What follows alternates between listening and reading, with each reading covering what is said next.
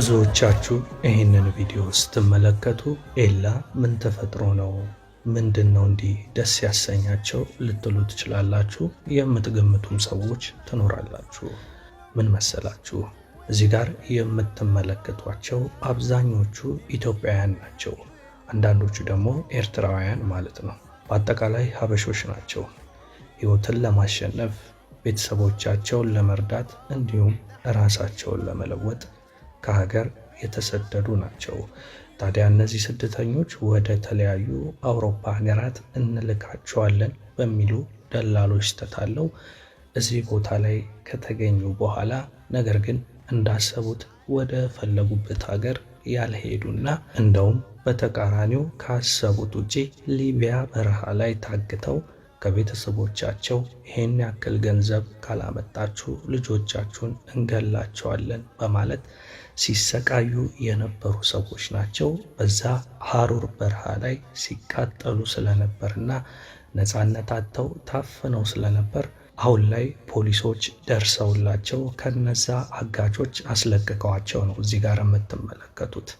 ስለዚህ በረሃው ላይ በውሃ ጥም በፀሐይ በሐሩር ተቃጥለው ስለነበር ውሃ ሲያገኙ ቅዝቃዜውን ሲያገኙ ደስታቸውን መቆጣጠር አቃታቸው። በዛ ላይ ደግሞ በትልቁ ነፃነታቸውን ማግኘታቸው ነው እንዲህ በደስታ ፍልቅልቅ እንዲሉና እንዲደሰቱ ያደረጋቸው። ከዚህ በኋላ ወደ ሀገርም እንኳን ብንመለስ አይቆጨንም እስኪሉ ድረስ ማለት ነውና እዚህ ጋር የምናየው ነገር አንዳንዴ ስደት ማለት ሁሉም ነገር አልጋ ባልጋ ነው ማለት አይቻልም እና እነዚህ ሰዎች አሁን እንዳሰቡት አይደለም የሆነላቸው።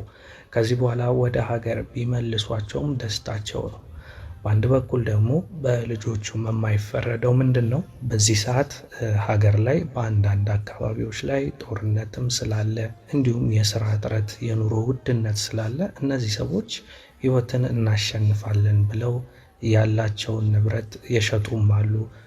የቤተሰቦቻቸውን ከብት አሸጠው ሁሉ ነው ሰው ሀገር የወጡትና ሰርተን ተለውጠን ቤተሰቦቻችንን እንረዳለን ብለው ነው እንጂ ያው መቼም ማንም ሰው እሰቃያለሁ ብሎ አያስብም።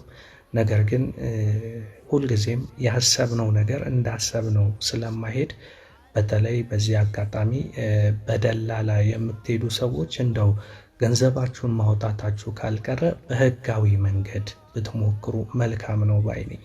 ምክንያቱም በደላላ ሲኬድም የሚገርማችሁ መጀመሪያ በትንሽ ብር ነው የምንወስዷችሁ ይሏቸውና አንዴ ፕሮሰሱን ካስጀመሩ በኋላ ነገ ደግሞ ይሄን ያክል ገንዘብ አምጡ፣ 10,000 ብር ጨምሩ፣ 20,000 ብር ጨምሩ እያሉ በህጋዊ ከሚኬድበትም በላይ ነው። በዛ ላይ ደግሞ እዛ በረሃ ላይ ካሉ ወንበዴዎች ጋር ይመሳጠሩና የራሳችን ዜጎች የሆኑ ደላሎች ናቸው ለገንዘብ ሲሉ አሳልፈው የሚሰጧቸው የኛኑ ዜጎች ማለት ነው። ከዛም ከወንበዴዎቹ ጋር ተመሳጥረው እንዲታገቱ ያረጉና ከቤተሰቦቻቸው የሚጠይቁት ብር ደግሞ የትየለሌ ነው። 500,000 ብር አምጡ፣ ይሄን ያክል አምጡ ነው የሚሉት። እንግዲህ እነዚህ ሰዎች ከድሃ ቤተሰብ የወጡ ነው አይደለም 500,000 ብር በቃ የተሻለ እንኳን ኑሮ የማይኖሩ ናቸው። ህይወትን ለማሸነፍ ብለው ነው የሚሰደዱት እና ያው መቼም ደግሞ ልጁ ተይዞበት ዝም የሚል ቤተሰብ የለም። ግማሹ አደባባይም ወጥቶ ልጄ ታግቶብኛል እባካችሁ እርዱኝ ብሎ የሰው ፊት እየገረፈው ለምኖ ልጁን የሚያስለቅቃለ። አንዳንዶች ደግሞ በቃ ያላቸውን ንብረት ጥሪት በሬዎቻቸውን የእርሻ መሬቶቻቸውን ሸጠው ደግሞ ልጆቻቸውን ለማስለቀቅ የሚሞክሩ አሉ። ያ ደግሞ የሌላቸው እንግዲህ ልጆቻቸው እዛ ተይዘው የሚሰቃዩ መዓት አሉና አሁን ተመልከቱ እዚህ ጋር ያሉት ራሱ ብዙ ናቸው። ከነዚህ ሁሉ ሰው ነው ከእያንዳንዱ ቤተሰብ እየደወሉ ገንዘብ የሚጠይቁትና የነዚህ ሁሉ ቤተሰብ በምን አይነት ስቃይ ውስጥ እንዳለ አስቡት።